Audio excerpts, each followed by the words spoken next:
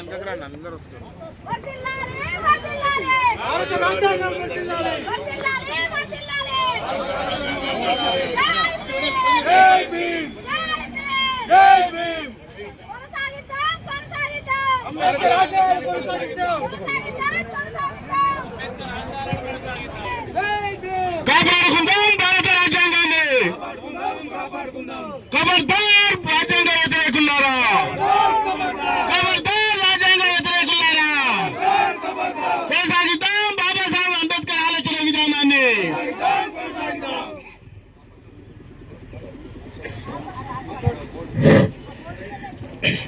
ఈరోజు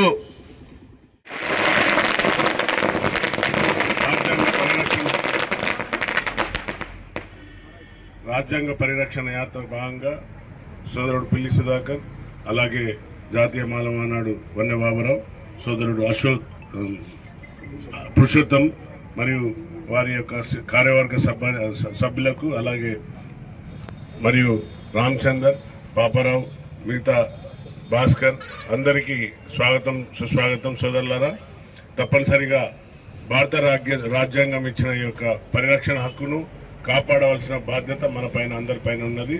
ఈ యొక్క పరిరక్షణ అనేది ఇక చాలా మంది మేధావులకు తెలిసే విధంగా మీరు చేపట్టడం చాలా హర్షణీయం. ఒకడేమో అంబేద్కర్ భవనాలు, అంబేద్కర్ స్టాచ్యూ స్కూల్లో కొడతా అంటాడు 400 మెజార్టీ రాగానే. ఇంకో